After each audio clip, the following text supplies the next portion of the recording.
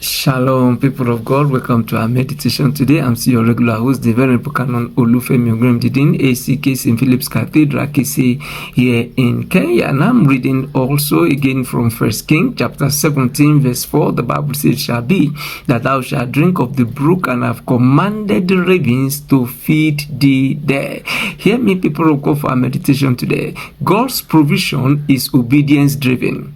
God's provision is obedience driven. Yesterday I told you that God's provision is location sensitive. Today, God's provision is obedience driven.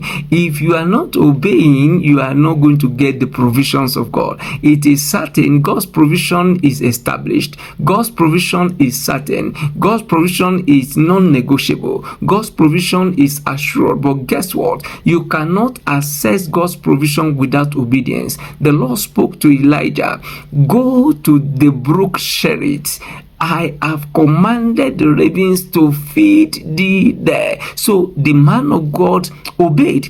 It is in your obedience that you can access divine provision. It is in your obedience that you can enjoy God. It is in your obedience that you can do what God has asked you to do. Throughout this week, we are looking at the passion of Jesus. Jesus was obedient even to the death of the cross.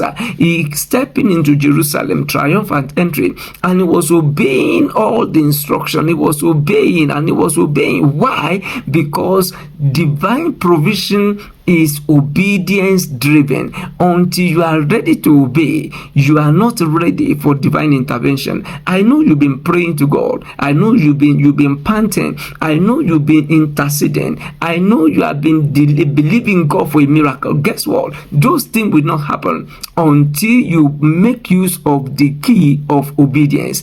Obey, trust, because there is no other way to be happy in Jesus. Shalom, peace, and life to you.